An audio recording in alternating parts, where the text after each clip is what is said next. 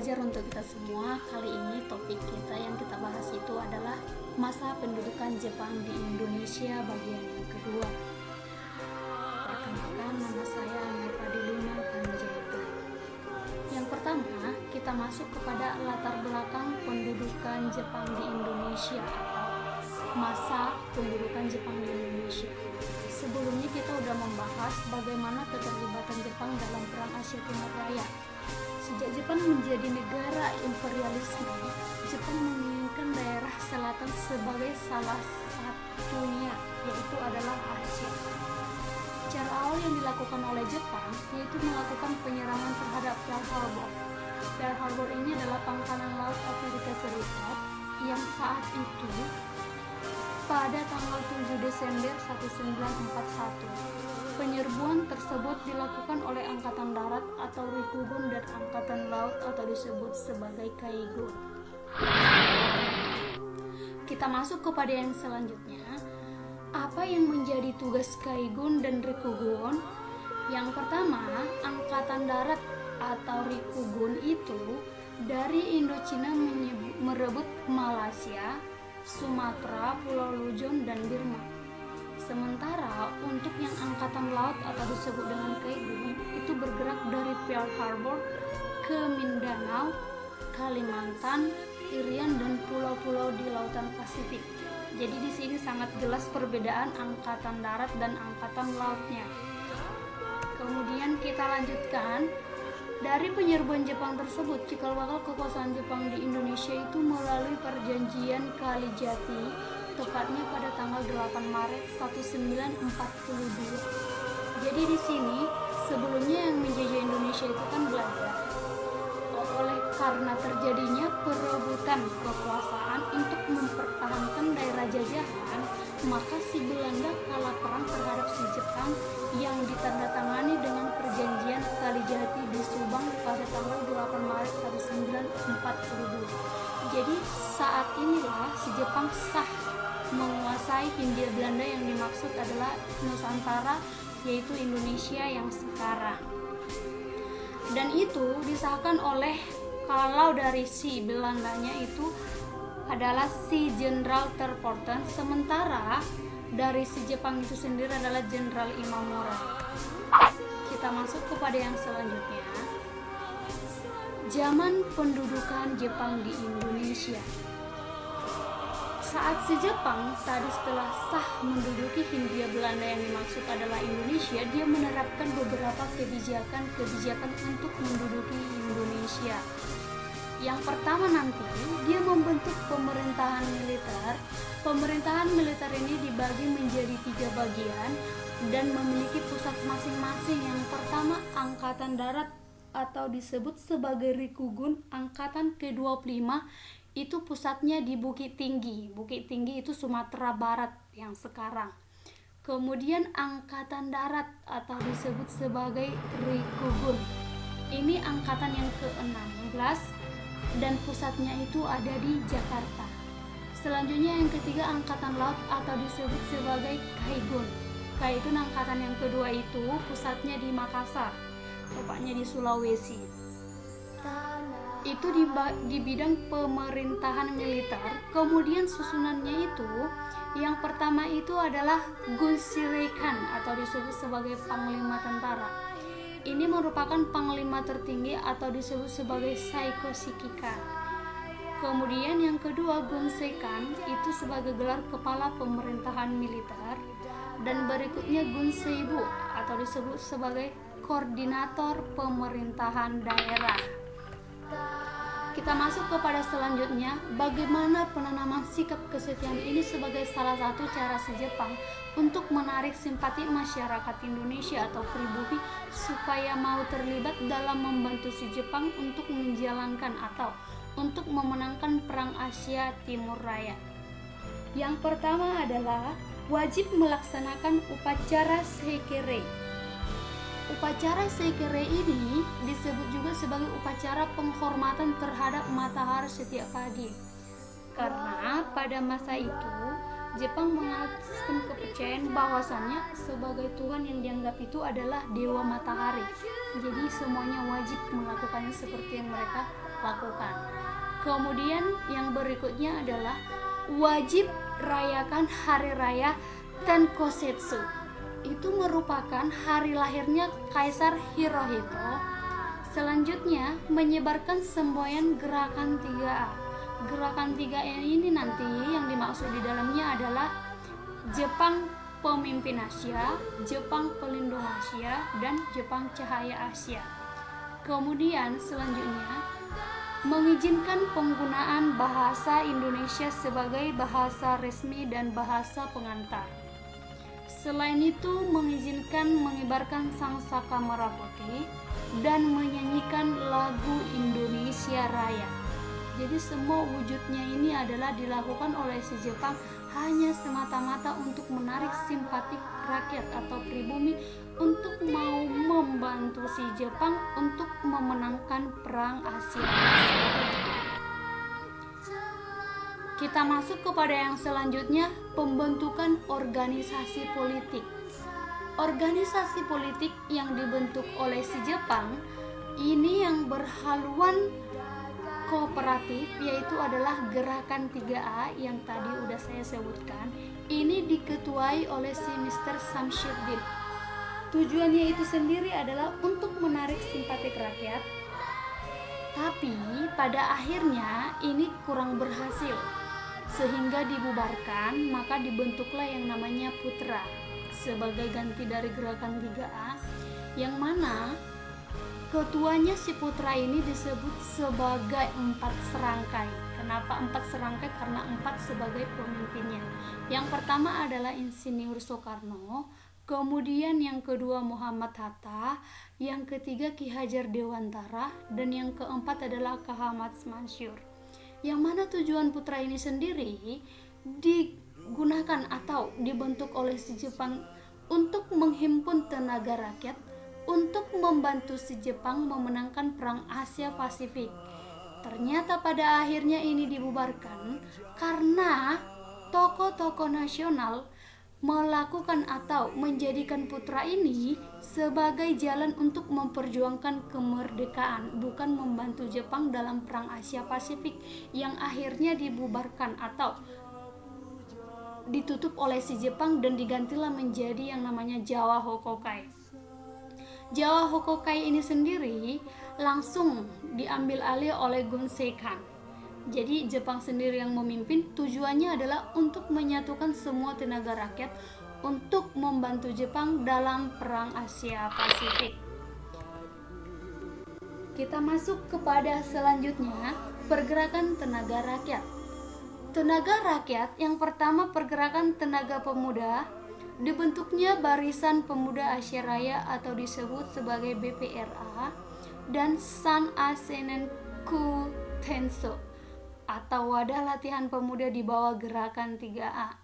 Selanjutnya pembentukan organisasi semi militer. Organisasi semi militer ini terdiri dari Seinendan, Gakukotai, Fujinkai, Shushintai, dan Keibodan. Kenapa ini disebut sebagai organisasi semi militer? Mereka sudah mendapatkan pelatihan militer tetapi tidak seperti militer yang sesungguhnya. Kenapa? Mereka hanya dikasih beberapa saja syaratnya, karena mereka ini yang bertugas nanti gugusnya untuk mempertahankan atau untuk melindungi diri dari serangan-serangan musuh ataupun gerakan semacamnya. Kemudian pembentukan organisasi militer itu terdiri dari Peta dan Heiho. Kemudian selain itu pergerakan tenaga romusha. Tenaga romusha yang dimaksud adalah kerja paksa. Kita masuk kepada selanjutnya, kebijakan ekonomi perang. Jadi, kebijakan ekonomi perang yang diterapkan pada Jepang pada saat itu adalah bahwasannya semua hasil ekonomi yang dipergunakan untuk menopang kegiatan perang. Jadi segala sesuatu yang menjadi hasil itu tujuannya untuk perang, nggak lebih dari situ. Kemudian semua perkebunan, tebu, tembakau, teh, kopi, semuanya itu dihapuskan dan diganti menjadi karet, kina, pohon jarak, dan tanaman pangan. karena tujuannya balik ke awal, yaitu adalah untuk memenangkan perang Asia Pasifik.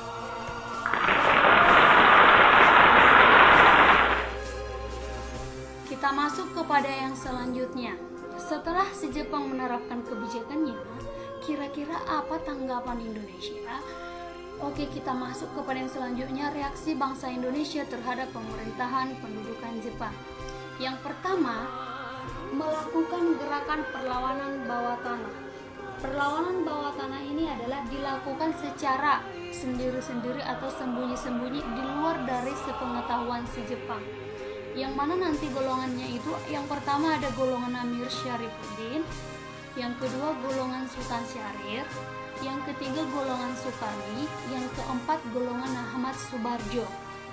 Sementara dari perlawanan kaum ulama itu ada perlawanan dari Tengku Abdul Jalil dari Aceh, Haji Madrias dari Indramayu, dan Jainal Mustafa dari Singaparna Tasikmalaya. Dan si Jainal Mustafa inilah salah satu yang memprakarsai penolakan upacara sekere, karena itu sudah berlawanan dengan ajaran agama Islam. Karena menurut ajaran agama Islam bahwasannya tidak boleh menyembah Allah lain selain Nabi Muhammad SAW. Kita lihat kepada yang ketiga, perlawanan daerah lainnya. Perlawanan daerah lainnya ada di Kalimantan yang dipimpin oleh Pangsuma, kemudian dari Irian yang dipimpin oleh Rum Kurin. Kemudian perlawanan peta itu di Blitar oleh si Supriyadi. Ini dipicu oleh rasa iba akibat penderitaan Romusha di Blitar. Kita masuk kepada yang selanjutnya, bagaimana upaya mempersiapkan kemerdekaan Indonesia. Yang pertama, pembentukan Dokuritsu Junbi Kosakai atau disebut sebagai BPUPKI. BPUPKI sendiri dibentuk pada 1 Maret 1945 karena terdesaknya Jepang dalam Perang Asia Pasifik, di mana organisasi BPUPKI ini adalah salah satu organisasi yang bersifat kooperatif bentukan Jepang, yang dia mana di sana diangkat sebagai ketua itu adalah KRT Rajiman Weddiodiningrat. Wakil ketua yang pertama itu adalah P. Suroso. Wakil ketua yang kedua adalah Ichiban Ase. Anggotanya itu terdiri dari 60 orang hasil keputusan Jepang, dan 7 orang ditambahkan sebagai orang Jepang.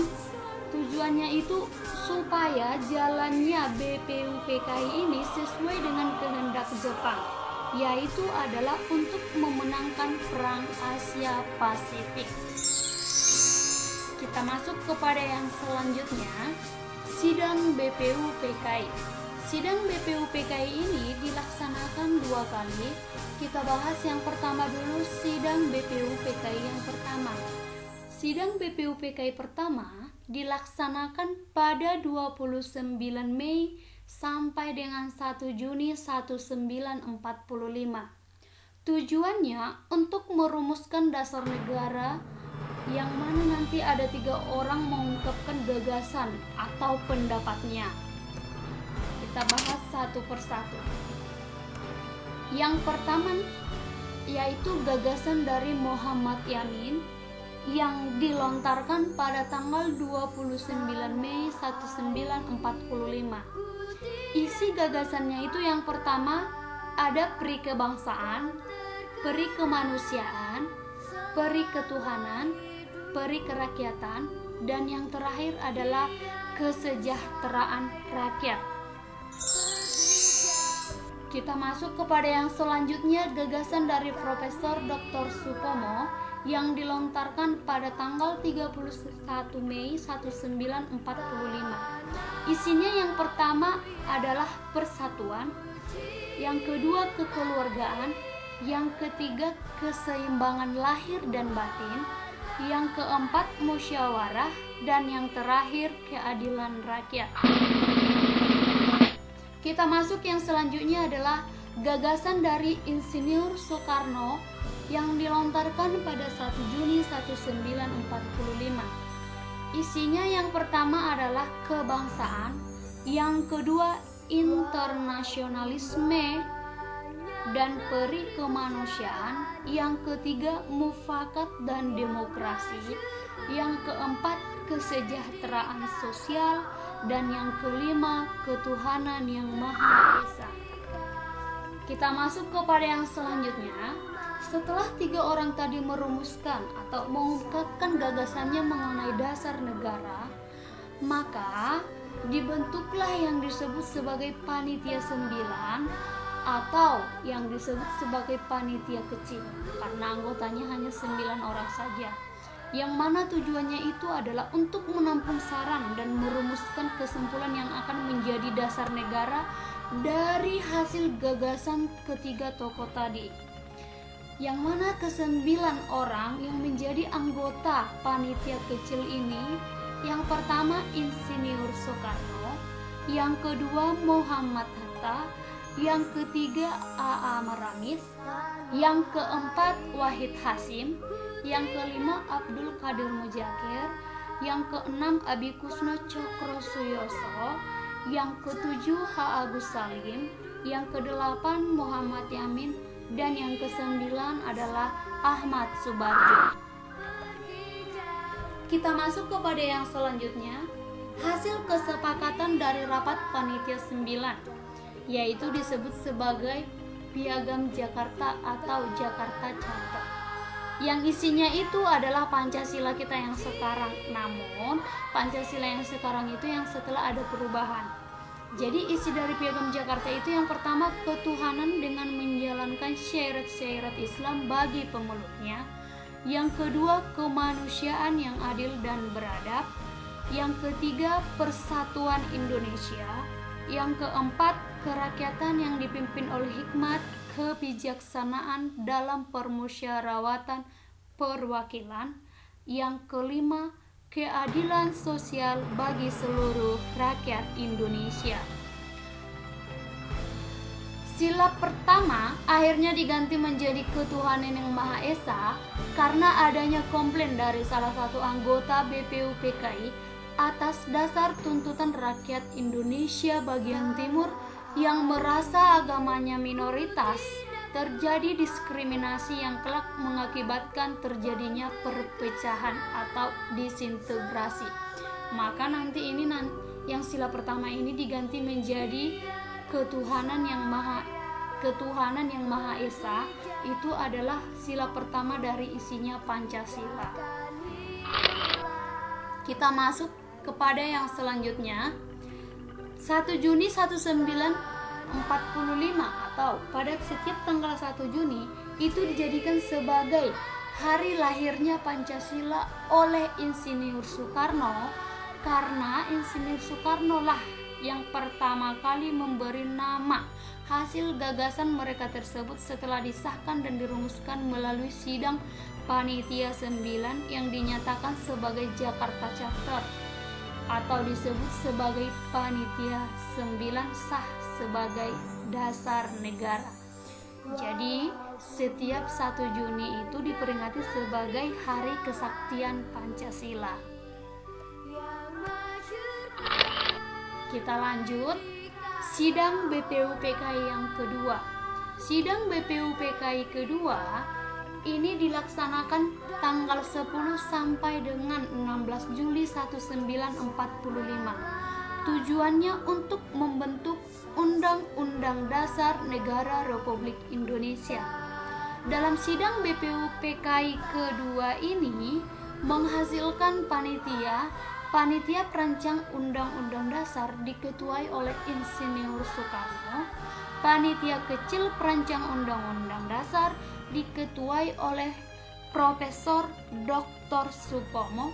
Panitia Penghalus Bahasa diketuai oleh Hussein Jajaniningrat, H. Agus Salim, dan Profesor Dr. Mr. Supomo. Panitia Ekonomi dan Keuangan diketuai oleh Muhammad Hatta. Panitia Pembela Tanah Air diketuai oleh Abi Kusno Cokro Suryo. Kita lanjutkan hasil panitia perancang Undang-Undang Dasar terhadap BPUPKI pada tanggal 14 Juli 1945. Yang mana hasilnya yang pertama pernyataan tentang Indonesia Merdeka, yang kedua pembukaan Undang-Undang Dasar, dan yang ketiga batang tubuh Undang-Undang Dasar. Kita masuk kepada yang selanjutnya, pembentukan Dokuritsu Junbi Inkai atau disebut sebagai PPKI. PPKI dibentuk pada saat bersamaan pembubaran BPUPKI. Sebagai hasil ganti dari BPUPKI, PPKI ini dibentuk pada tanggal 7 Agustus 1945. Tujuannya untuk menyelidiki bagaimana tindak lanjut Jepang terhadap pembentukan negara Indonesia. Kita masuk kepada yang selanjutnya. PPKI ini, organisasi PPKI adalah lanjutan dari BPUPKI, yang mana strukturnya seperti yang pertama, ketuanya itu diangkat Insinyur Soekarno, wakil ketuanya Muhammad Hatta. Anggotanya terdiri atas 21 orang dan ditambahkan 7 orang Indonesia. Alasannya untuk menunjukkan kemandirian, tidak tergantung dengan Jepang. Anggota tersebut terdiri dari perwakilan dari berbagai wilayah di Indonesia. Dari Pulau Jawa itu ada 12 wakil, dari Sumatera 3 wakil, Sulawesi 2 wakil, Kalimantan 1 wakil, Sunda Kecil 1 wakil, Maluku 1 wakil, dan golongan etnis Cina 1 wakil. Kita lanjutkan sidang PPKI pertama.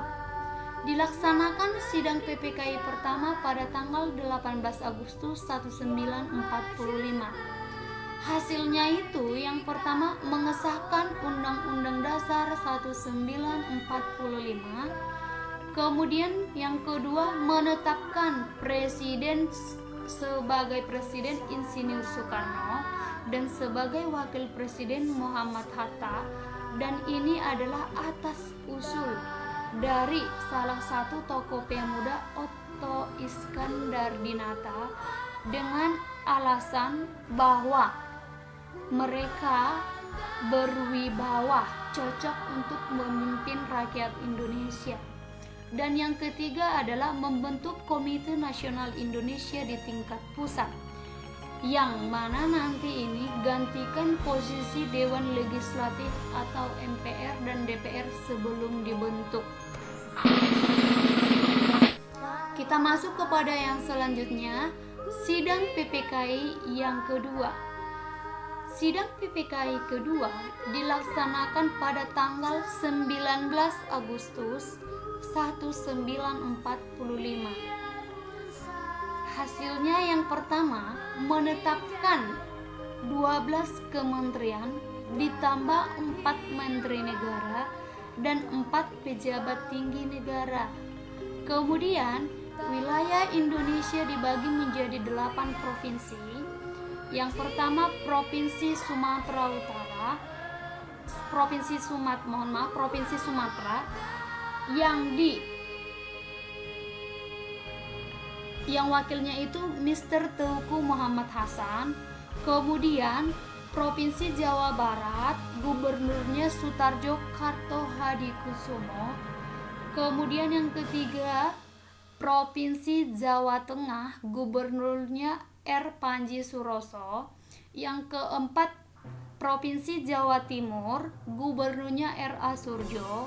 Yang kelima Sunda Kecil, gubernurnya Mr. Igusti Ketutputza. Yang keenam Provinsi Maluku, gubernurnya Mr. J. Latuharhari. Yang ketujuh Provinsi Sulawesi, Gubernurnya Dr. G.S.S.J. Ratulani. Yang terakhir Provinsi Kalimantan, gubernurnya Insinyur Pangeran Muhammad Nur. Kita lanjutkan yang berikutnya, sidang PPKI ketiga. Sidang PPKI ketiga dilaksanakan pada tanggal 22 Agustus 1945. Hasilnya yang pertama, ditetapkan PNI sebagai partai satu-satunya. Kenapa partai PNI sebagai satu-satunya? Alasannya untuk mencegah perpecahan di antara masyarakat Indonesia. Jadi di sini perlu yang namanya kesetaraan, persatuan, kesatuan. Kemudian yang kedua, dibentuknya Komite Nasional Indonesia di tingkat pusat dan daerah. Tujuannya untuk memberikan wewenang atau otonomi untuk pemerintah daerah supaya pemerataan pelayanan terhadap rakyat itu dapat berjalan dengan bagus. Kemudian yang ketiga, BKR, Badan Keamanan Rakyat, dibentuk pada tanggal 23 Agustus 1945, berubah nama menjadi Tentara Keamanan Rakyat pada tanggal 5 Oktober 1945, berubah lagi namanya menjadi Tentara Keselamatan Rakyat pada tanggal 7 Januari 1946, dan berubah lagi menjadi Tentara Republik Indonesia pada tanggal 24 Januari 1946, dan berubah lagi namanya menjadi Tentara Nasional Indonesia pada tanggal 3 Juni 1947. Jadi untuk singkatnya itu adalah urutannya BKR, TKR, TKR, TRI, dan TNI yang sekarang. Kita lanjut kepada dampak pendudukan Jepang di Indonesia. Yang pertama di bidang politik. Dalam bidang politik, masa penjajahan Jepang di Indonesia, semua organisasi yang berhaluan kemerdekaan dibubarkan oleh si Jepang dengan membentuk organisasi baru yang memiliki tujuan dengan mendukung Jepang dalam Perang Asia Pasifik. Selanjutnya, organisasi lama yang diperbolehkan yang berkembang itu hanya Majelis Islam ala Indonesia atau disebut dengan MIAI, dengan anggapan bahwasannya organisasi tersebut anti barat. Selanjutnya, organisasi bentukan Jepang yaitu BPUPKI, PPKI, Chuo-Sang-in, dan Badan Pertimbangan Pusat. Kita lanjut kepada yang berikutnya, bidang ekonomi. Dalam bidang ekonomi, yang pertama terputusnya hubungan dagang dengan dunia. Yang kedua, hasil tanaman yang laku di pasaran dikurangi dan bahkan ditiadakan. Yang ketiga, semua tanaman diganti dengan tanaman yang mendukung untuk Perang Asia Pasifik. Contohnya karet, kina, pohon jarak, dan tanaman untuk bahan makanan. Selanjutnya dalam bidang politik. Dalam bidang pendidikan. Dalam bidang pendidikan, rakyat diberikan kesempatan mengikuti pendidikan tanpa diskriminatif. Tujuannya adalah untuk menarik simpati rakyat Indonesia. Kemudian diperbolehkan menggunakan bahasa Indonesia. Ini juga tujuannya yang sama, menarik simpati rakyat Indonesia. Kita lanjutkan dalam bidang budaya. Sehubungan karena penggunaan bahasa Indonesia tidak dilarang, maka berkembanglah kesenian dan sastra di Indonesia.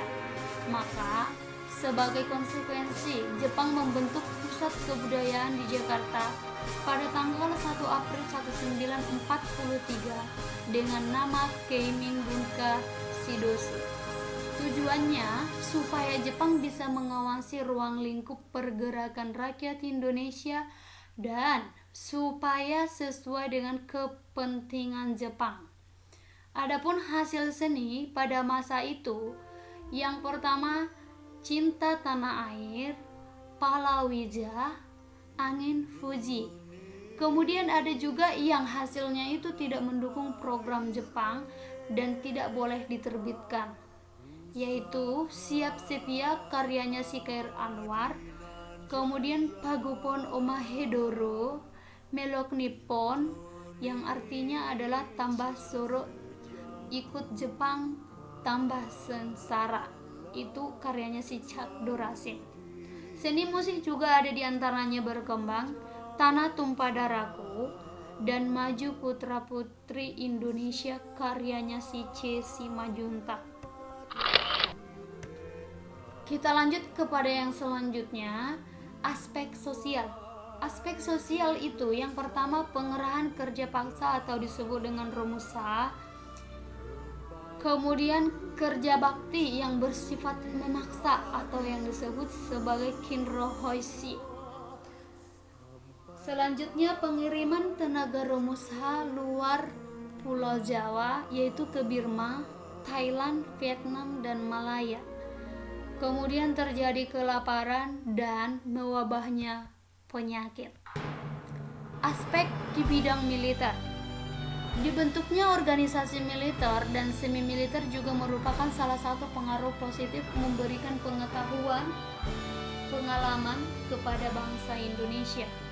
Dan organisasi tersebut melahirkan tokoh-tokoh penting yang telah mendapatkan pendidikan perwira akademi militer pada zaman Hindia Belanda, yaitu Gatot Mangkuprojo, Otto Iskandar Dinata, Kasmansyih Ngodimejo, Urip Sumoharjo, dan Sudirman.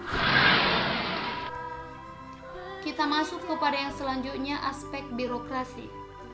Jepang mengeluarkan pemerintahan sipil, mengeluarkan Undang-Undang Nomor 27 tentang aturan pemerintah daerah dan Undang-Undang Nomor 28 aturan pemerintah Shiu dan Tokubetsushi. Pembagian wilayah Jawa dibagi menjadi 3, yaitu Jawa Barat, Jawa Tengah, dan Jawa Timur. Dan pembagian daerah itu terdiri dari Shiu. Shiu itu adalah kota praja, Ken disebut sebagai kabupaten, Gun yaitu adalah kawedahan atau distrik, Son itu adalah kecamatan, Ku adalah kelurahan atau desa, Aja adalah duku, dan yang terakhir adalah Gumi atau disebut dengan rukun tetangga. Dan ini hanya berlaku di Pulau Jawa saja karena struktur masyarakatnya yang homogen. Demikianlah hasil presentasi atau pemaparan tentang masa pendudukan Jepang di Indonesia bagian yang kedua. Semoga bermanfaat. Terima kasih.